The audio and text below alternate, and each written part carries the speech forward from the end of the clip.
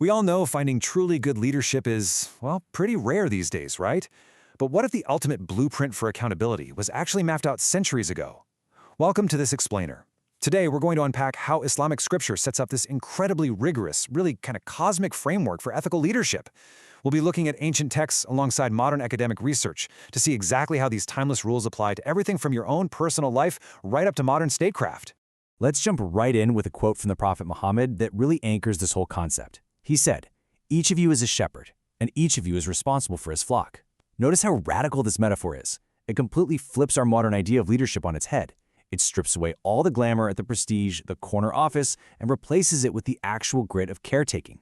It's telling us that leadership isn't some privilege you earn, it is a heavy, heavy responsibility to protect and guide the people placed under your care. To make sense of this massive framework, here is our roadmap for today. 1. The divine trust. 2. The shepherd and the flock. 3. Enjoining the good. 4. The burden of power. And finally, 5. The ultimate judgment. Let's start with Section 1, the divine trust, the cosmic weight of accountability. The Quran talks about humanity accepting this immense trust, which is called Amanah, and this is the absolute bedrock of all governance. The sources actually mention that this trust was offered to the heavens, the earth, the mountains, and they all turned it down because it was just too heavy. But humanity, we took it on. What this means on a practical level is that authority is not ownership. It's honestly more like a rental agreement with the divine. Any power or authority you hold is just a delegated trust from God, and you are morally and legally obligated to use it with justice. And to truly fulfill that trust, that amanah, you have to recognize where your flock actually comes from.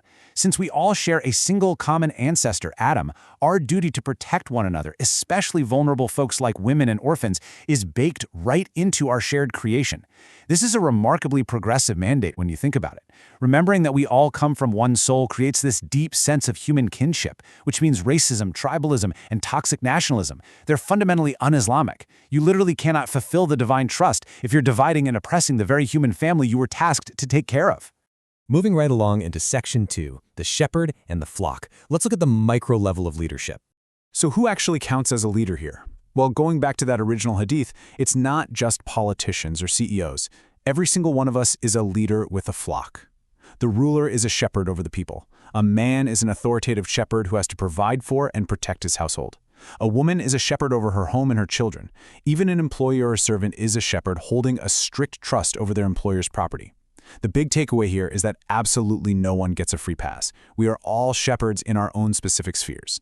And being a good shepherd means you have to offer naseehah, which translates to genuine care and sincere advice.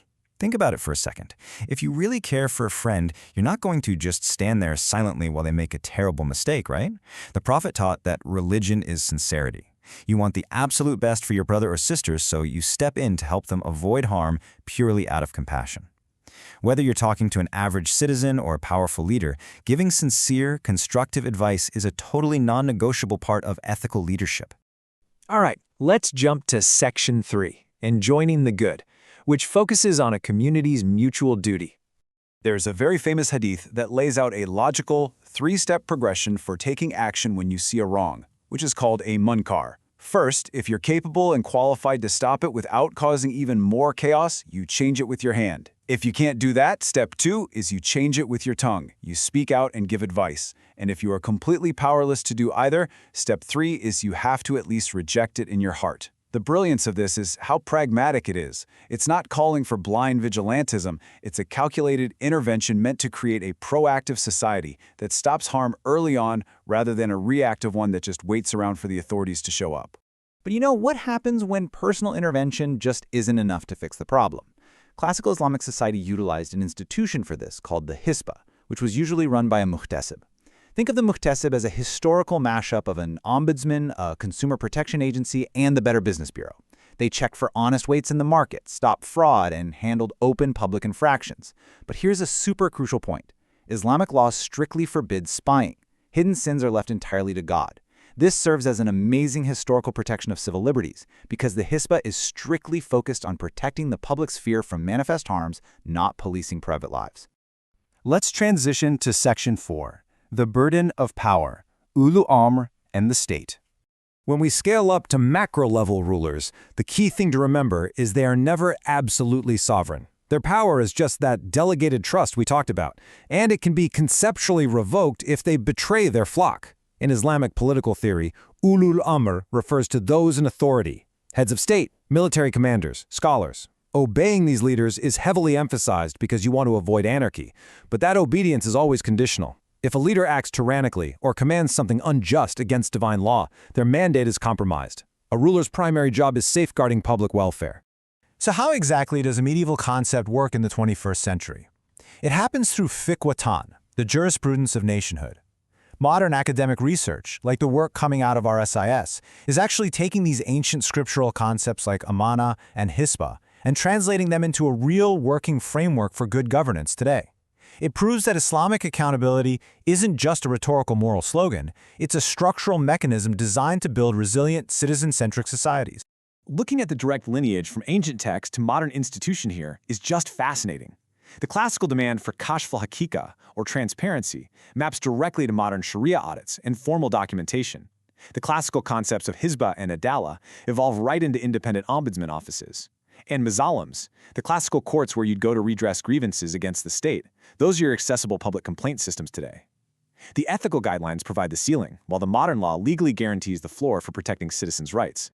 And finally, we arrive at Section 5, the ultimate judgment, the equalizer of accountability. Okay, here is the ultimate plot twist of this entire framework. Worldly audits, they can be cheated. A cosmic audit? Absolutely cannot. As the academic literature points out, Islamic accountability is totally dual-dimensional. On one side, you have the legal, institutional stuff, the courts, the audits, the ombudsman, handling things in the here and now. But on the other side, you have the moral eschatological dimension. A leader knows that even if they manage to hide their corruption from worldly auditors, there is no escaping the divine reckoning.